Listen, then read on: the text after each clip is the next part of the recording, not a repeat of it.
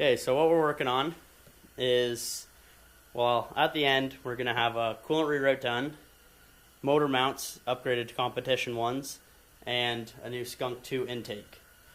So this will be essentially how to remove an intake and then how to install the Skunk intake. So we already have all the little things taken off. For instance, the wire harness that runs along here to the front of the motor, it's a series of connectors. That's all easy stuff. All the vacuum lines are disconnected.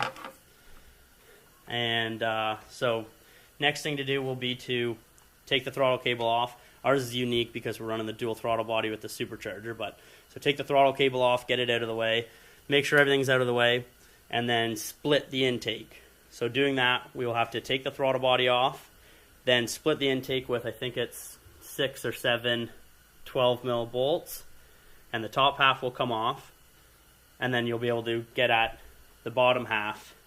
There's a few, I think they're 12 mil nuts at the motor. I think there's a large bracket down below as well. And then, yeah, if you can see in there, a large bracket just above the alternator.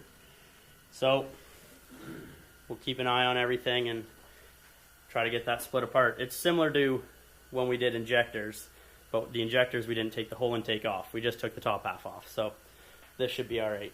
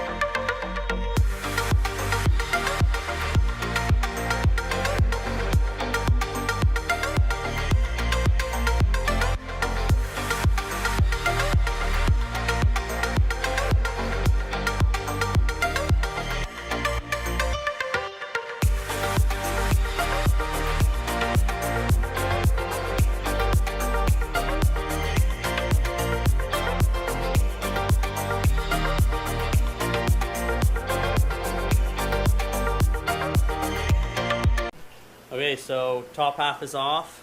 Now just to do the bottom half. We haven't had this off before, so we're gonna have to try to figure it out as we go. Hopefully we don't have to take the injectors and everything out, but we'll have to see.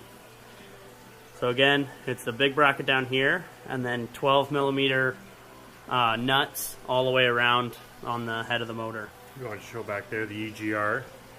EGR's got to come out.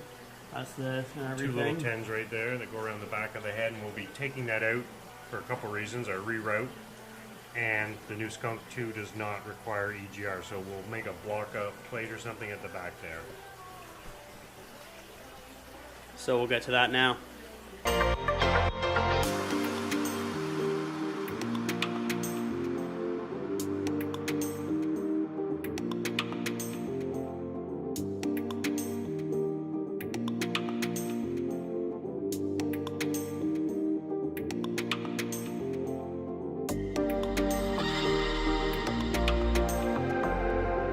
Okay, so to get the EGR off, it's a huge nut. Well, not that huge, but a pretty big nut hanging off there. And we're gonna hope that it comes off. We're gonna have to spray some nut buster on it, and hopefully you don't have to heat it up because that's annoying. So I don't know, here we go.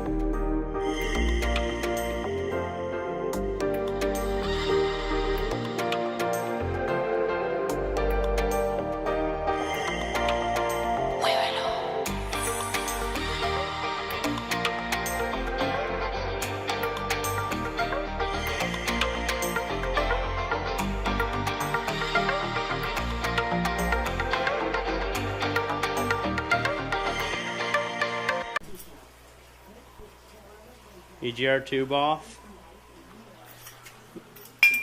Now on to there's a little gasket there at the intake manifold for the EGR. So now one step closer to taking the lower half of the intake off.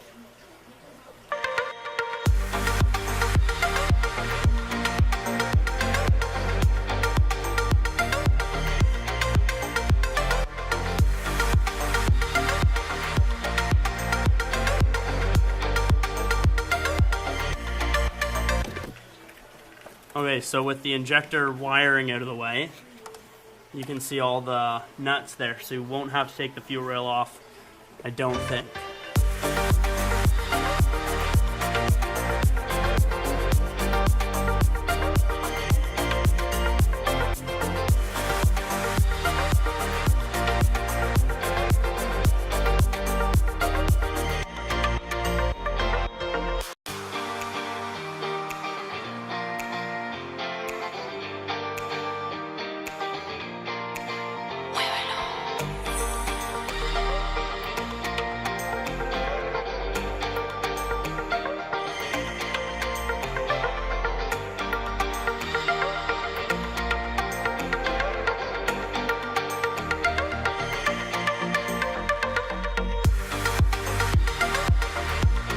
Okay, so all the nuts are free on the intake.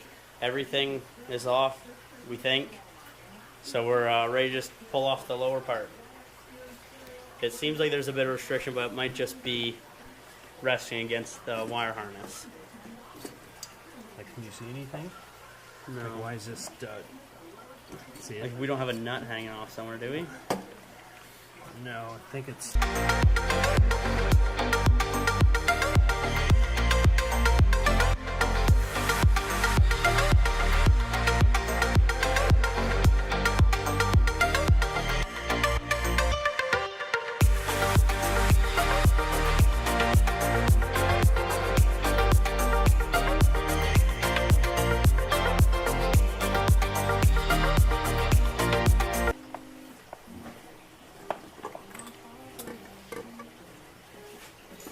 Okay, there's something else, I think. Oma? What's holding it? Fuel line. Really? Yeah, just with a plastic clip. Oh, okay.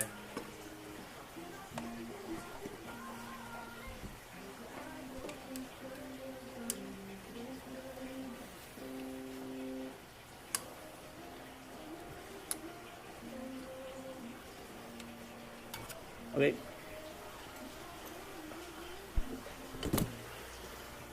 Okay, there we go. So what was holding us up was this bracket right here, I believe, on your little wire. But, so there it is.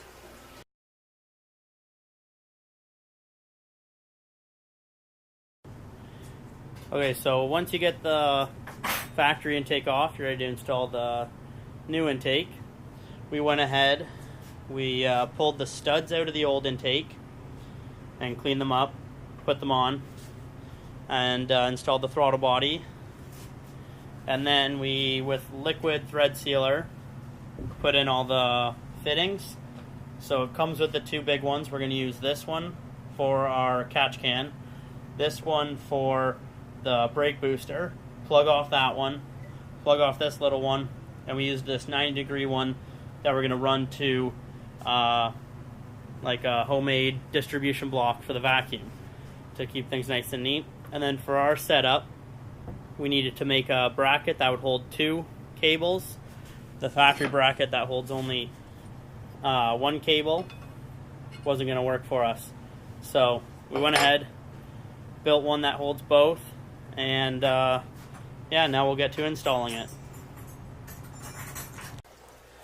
Okay, so we know based on the factory gasket, we need to use the lower holes on the intake manifold. For the 1.8 liter. I think the earlier models actually use the other holes, so it does work for all of them, but our particular car will use the lower holes.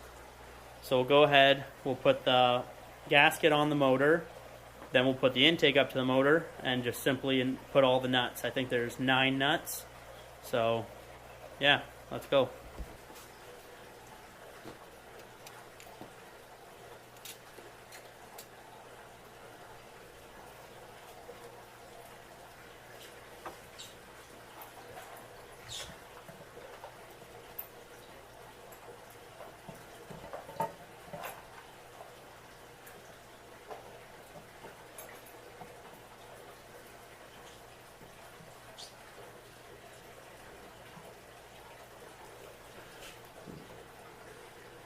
Okay, so we're running into a clearance issue right there with the fuel rail, the little, like the actuator type thing is actually contacting it. So we'll have to just take off the fuel rail and then install it.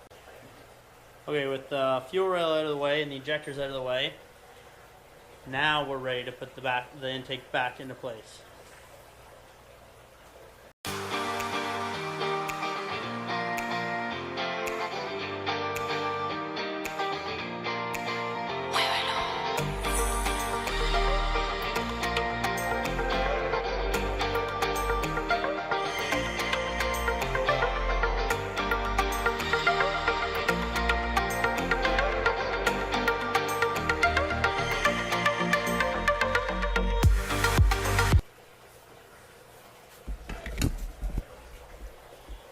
Okay, with all the nuts installed, go ahead and tighten those up.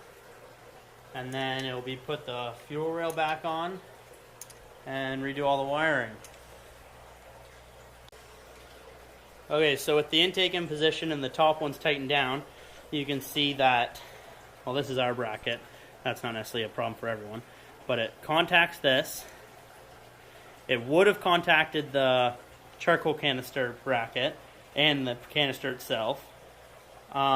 It sits way lower and a lot farther to the side, so, well, for us specifically, charge pipe will need to be different, and for probably most people, it'll need to be different. Naturally aspirated cars obviously won't have as big of an issue because their intakes are usually more simple, but our charge pipe used to go down here. Now you can see they're not lined up at all. So we'll have to change that, and also the 4 nuts on the bottom are next to impossible to get. We have 2 tight, and we might have to take the alternator off to get the other 2. Okay, so here's an idea of how tricky this is. We had to take off this bit of a plate here that holds the wires, no big deal. But so we're holding we have a ratcheting 12 wrench in there that I used a 10 mil taped to the handle to get it in that far. We're able to hold it to the nut there, and now we're using a different wrench to actually push down on the ratcheting wrench. So we'll push it down with one wrench, right? And now we can pull it back up with the 10 mil on the tape and go down one more click. So if you can understand that. Give me a bit of space there. That's the idea of what's going on here. The front one was a similar setup, but we didn't need the 10 mil to get it in there because it was a little bit closer. There, that's it. That's all we can get. So there we go. So, like I said, you're gonna have to get creative. Definitely easier to do If you have the opportunity to pull your motor, do it. But anyway, now that the nuts are tight, we'll put the fuel rail back on, get that tightened down, and then of course lay the wiring back into place. So we'll get to that now. Okay, update.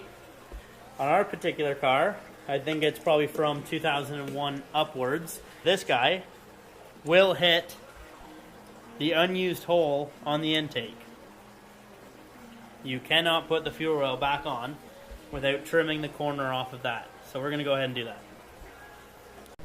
Okay, so we're going to go ahead and cut that off with a Dremel, like a die grinder type thing. And I put a bolt in the injector hole, the closest to it, and we'll tape all of the injector holes off to make sure nothing can fall into the motor. And we'll go ahead and grind that off. And it's just the very corner of it, so you don't have to take a whole lot off.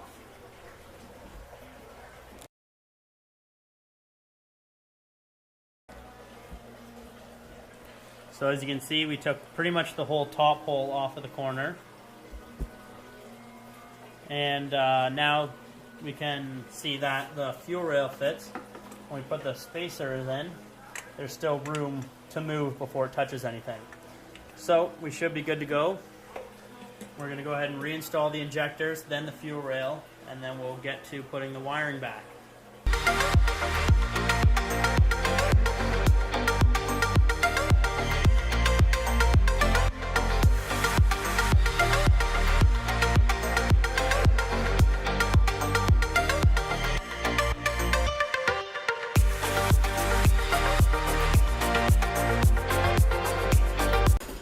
With the fuel rail done, we can go ahead and well, you can put the wires back, but we're going to try to plan out where our vacuum lines are going to go. So we have one here pointing down. We already put the vacuum line on it just to make it easy. So that's going to run a distribution block for the various different things. Then we have this big one we're going to use for the brake booster. So go from here to here. And then the one on the back will go to our catch can, which sits right on this bracket here.